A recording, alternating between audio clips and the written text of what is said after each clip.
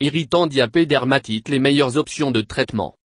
L'érythème fessier est un terme générique indiquant une irritation de la peau, quelle que soit la cause, qui se développe dans la région de la couche couverte. Les synonymes comprennent l'érythème fessier, dermatite égale inflammation de la peau, une serviette, ou couche, la dermatite est d'ammoniac. Bien qu'il existe plusieurs grandes catégories de causes de l'érythème fessier, irritation de contact est la cause la plus commune. Alors que l'érythème fessier est généralement pensé à affecter les nourrissons et les tout-petits, tout individu portant une couche, par exemple, un adulte incontinent, est un candidat pour développer cette dermatite. Cause. L'érythème fessier se développe lorsque la peau est exposée à l'humidité prolongée, une augmentation du pH de la peau causée par l'urine et les matières fécales, et la rupture résultante de la couche cornée, ou la couche externe de la peau. Cela peut être dû à la diarrhée, des selles fréquentes, des couches serrées, la surexposition à l'ammoniac, ou des réactions allergiques. Chez les adultes, la couche cornée est composée de 25 à 30 couches de kératinocytes morts aplatis, qui sont continuellement remises et remplacées par le bas. Ces cellules mortes sont entremêlées avec des lipides sécrétés par la couche granuleuse juste sous, qui contribuent à faire de cette couche de la peau une barrière étanche à l'eau. La fonction de la couche cornée est de réduire la perte d'eau, repousser l'eau, protéger les couches plus profondes de la peau d'une blessure, et pour repousser l'invasion microbienne de la peau. Chez les nourrissons, cette couche de la peau est beaucoup plus mince et plus facilement perturbée. L'érythème fessier peut être considéré comme une forme d'intertrigo, qui est une zone d'irritation de la peau qui se produit quand il y a un excès d'humidité entre deux surfaces opposées de la peau. La clé est l'humidité excessive. En tant que telle, tout ce qui maintient la peau des surfaces sèches mettra fin au problème. Urine. Couche lavable. Bien que moiteur seul a l'effet de macérer la peau, le ramollissement de la couche cornée, et qui augmente considérablement le risque de lésion de frottement, l'urine a un impact supplémentaire sur l'intégrité de la peau en raison de son effet sur la peau pH. Bien que des études montrent que seul l'ammoniac est seulement légèrement irritant pour la peau, lorsque l'urée se décompose en présence d'uréase fécale augmente le pH, car l'ammoniac est libéré, ce qui favorise à son tour l'activité des enzymes fécales telles que la protéase et la lipase. Ces enzymes fécales augmentent l'hydratation et la perméabilité de la peau aux sels biliaires, qui agissent aussi comme des irritants cutanés. Il n'y a pas de différence détectable dans les taux de l'érythème fessier chez les porteurs de couches jetables classiques et réutilisables porteurs de couches en tissu. Les bébés qui portent des couches jetables superabsorbants avec un matériau gélifiant central ont moins d'épisodes de l'érythème fessier par rapport à leurs homologues portant des couches en tissu. Cependant, gardez à l'esprit que les couches superabsorbantes contiennent des colorants qui ont été soupçonnés de provoquer une dermatite de contact allergique, ACD.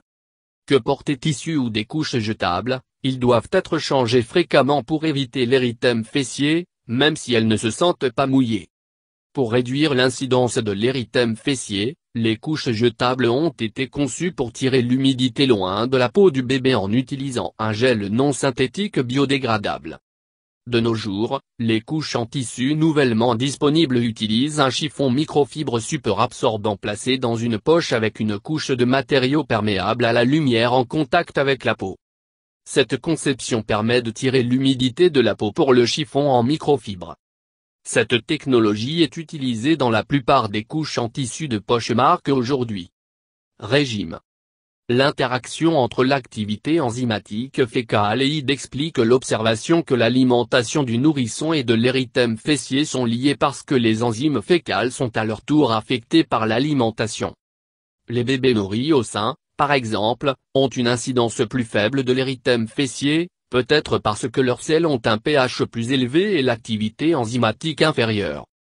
L'érythème fessier est également plus susceptible d'être diagnostiqué chez les nourrissons de 8-12 mois, peut-être en réponse à une augmentation de la consommation d'aliments solides et des changements alimentaires autour de cet âge qui affectent la composition fécale. Chaque fois que le régime alimentaire d'un enfant subit un changement important, à savoir du lait maternel à la formule ou du lait au solide, il semble y avoir une probabilité accrue de l'érythème fessier. Le lien entre les matières fécales et ides est également apparent dans l'observation que les enfants sont plus susceptibles de développer l'érythème fessier après le traitement avec des antibiotiques, qui affectent la microflore intestinale. En outre, il y a une augmentation de l'incidence de l'érythème fessier chez les nourrissons qui ont souffert de diarrhée dans les 48 heures précédentes, qui peut être parce que les enzymes fécales telles que la lipase et la protéase sont plus actifs dans les matières fécales qui ont passé rapidement à travers le tractus gastro-intestinal. Diagnostic différentiel. D'autres éruptions cutanées qui se produisent dans la zone de la couche comprennent la dermatite séboréique et la dermatite atopique. Les deux dermatites séboréiques et atopiques nécessitent un traitement individualisé, ils ne sont pas le sujet de cet article. La dermatite séboréique, caractérisée par huileuse, écailles jaunâtres épais, est le plus souvent vue sur le cuir chevelu, croûte de lait, mais peut également apparaître dans les plis inguinaux. La dermatite atopique, l'eczéma ou, est associée à une réaction allergique, souvent héréditaire. Cette classe d'éruptions cutanées peuvent apparaître partout sur le corps et se caractérisent par des démangeaisons intenses. Les infections secondaires. L'importance de l'infection secondaire IDE reste controversée. Atherton soutient que, Candida albicans ne peuvent être isolés à partir d'une minorité de cas IDE, dans de nombreux cas, cela est le reflet d'une antibiothérapie. Il a également été établi que l'infection bactérienne ne joue pas un rôle considérable dans le développement des IDE. Cependant, il y a peu d'arguments qu'une fois la couche cornée a été endommagée par une combinaison de facteurs physiques et chimiques, la peau est plus vulnérable aux infections secondaires par des bactéries et des champignons. Dans l'analyse des échantillons de frottis dans les zones périanales, inguinaux et orales de 76 nourrissons, Ferrazzini et al. 2003, ont constaté que la colonisation par Candida albicans était significativement plus probable chez les enfants atteints d'érythème fessier symptomatique que sans. Staphylococcus aureus était également présent plus fréquemment chez les symptômes que chez les nourrissons en bonne santé, mais la différence n'a pas été statistiquement significative. Une grande variété d'autres infections a été rapportée à l'occasion, y compris Proteus mirabilis, Enterocoque et Pseudomonas aeruginosa, mais il semble que Candida est l'envahisseur opportuniste la plus fréquente dans les zones de couche.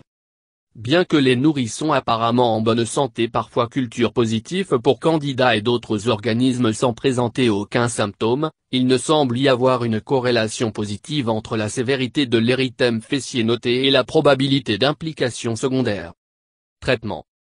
Le traitement le plus efficace, mais pas la plus pratique, est de cesser d'utiliser des couches, permettant à la peau affectée à l'air dehors. Un séchage complet de la peau avant diapering est une bonne mesure préventive, car il est l'excès d'humidité, soit à partir de l'urine et les matières fécales ou de la transpiration, qui fixe les conditions d'un érythème fessier de se produire. Diverses poudres absorbant l'humidité, telles que le talc ou l'amidon, réduire l'humidité, mais ils peuvent présenter d'autres complications.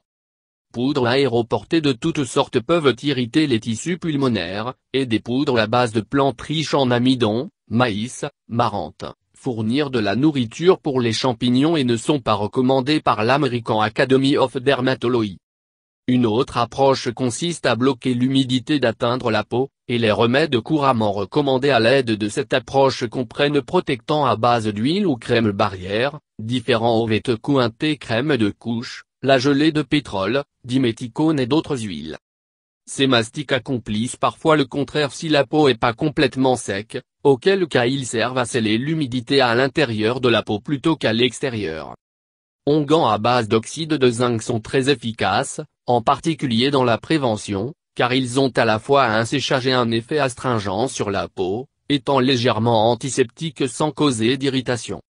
Dans les éruptions cutanées persistantes ou particulièrement mauvaises, une crème antifongique doit souvent être utilisée. Dans les cas où l'éruption est plus d'une irritation, une préparation corticostéroïde topique doux, par exemple crème hydrocortisone, est utilisée. Comme il est souvent difficile de dire une infection fongique en dehors d'une simple irritation de la peau, de nombreux médecins préfèrent une crème de combinaison de corticostéroïdes et antifongiques tels que l'hydrocortisone miconazole. Certaines sources affirment que l'érythème fessier est plus commun avec les couches en tissu. D'autres encore affirment que le type de couche ne fait aucune différence, mais que les couches en tissu peuvent accélérer le processus de guérison.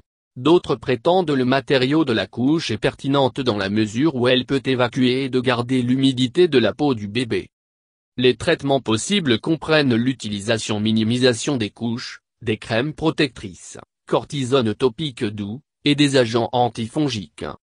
Une variété d'autres processus inflammatoires et infectieux peut se produire dans la zone de la couche et une prise de conscience de ces types secondaires de l'érythème fessier aide dans le diagnostic précis et le traitement des patients.